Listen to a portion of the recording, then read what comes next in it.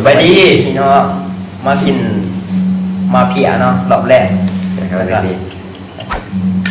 แจวขมคือเก่ามาเพียผักหลายๆพี่น้องมาหมดร้ายที่เขาเรียกพี่น้องเขาทอดหนึ่งใหม่ ขึ้นนี่ก่อนทอดเลย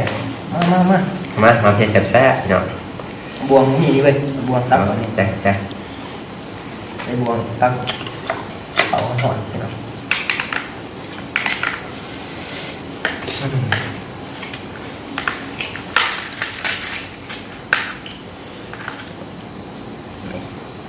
คำใหญ่ๆเนี่ย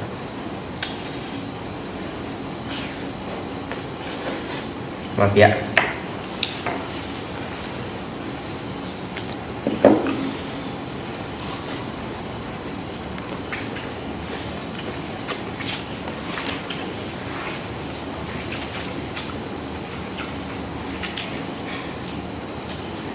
เขาแล้วกันพี่น้องนั่น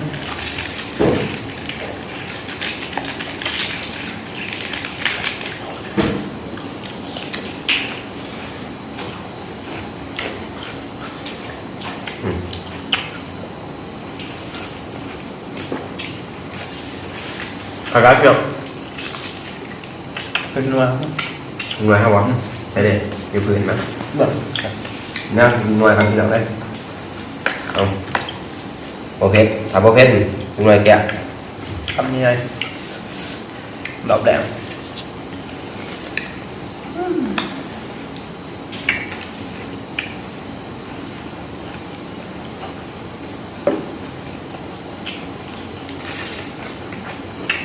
พี่น้อง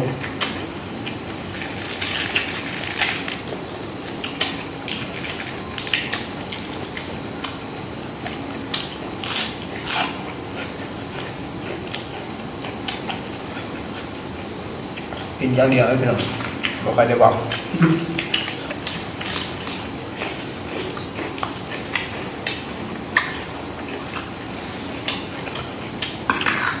สดเดี๋ยวผมขอคำใหญ่ๆหน่อยเนี่ย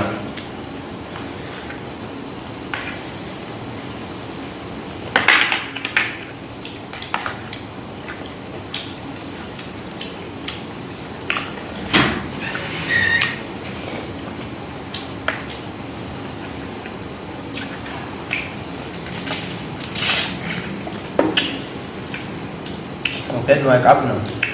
สองเลยทำไงจังแก้วเอ้ยกลับกันยังทานชีไรกันยังตักปล่อยของผมเนี่ยเต็มปากเต็มคำนะ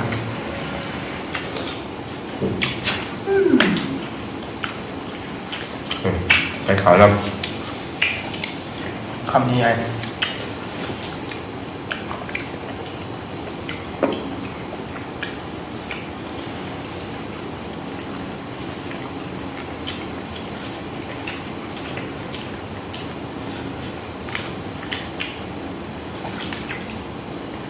เพชรพี่น้อง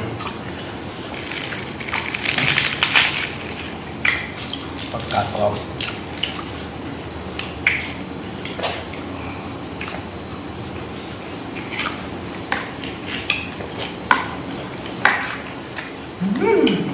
สดของทำไม่ไหม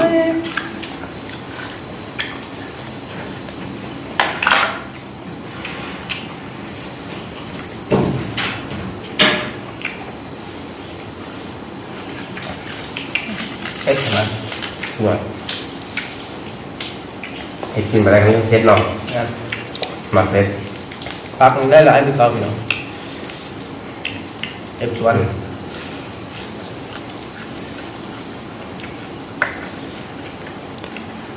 จับจับผมสูทำไงจับแก้วขม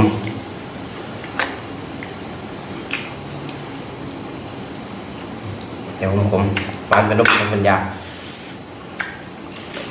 ปักกระดูกเก็บมาจากตลาดไม่ไหมพี่น้องมันเก็บจากกุ๊กเก็บมาจากตลาด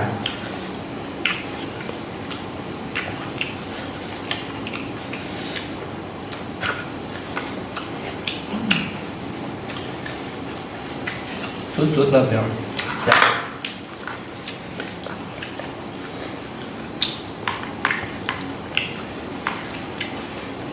สด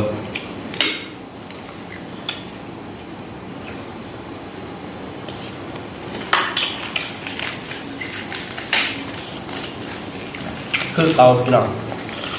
เพราะว่าไปผูกคนกินดิบเนื้อดิบพี่น้องขอโทษขอไปน้ำลายได้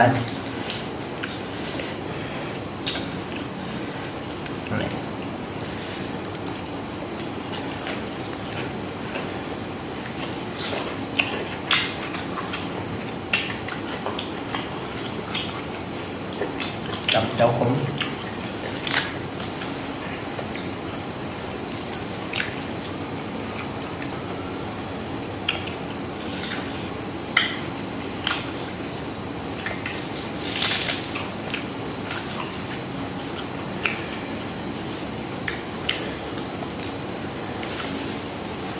มา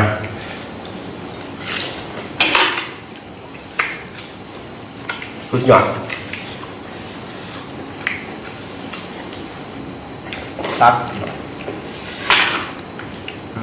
คำใหญ่ๆที่เขา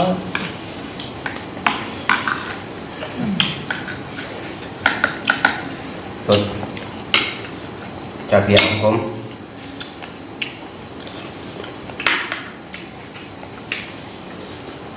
สุดยอดเลย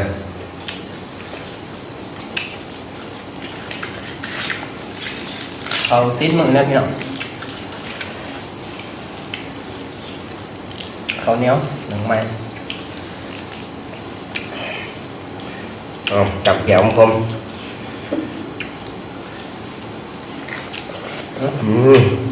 เกลือของแซ่บ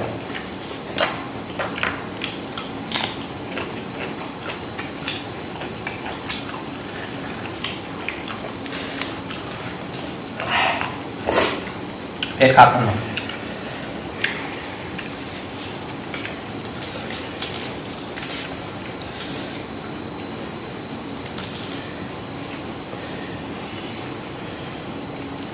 มา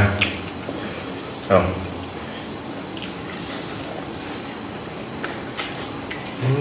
สุดยอดได้พัก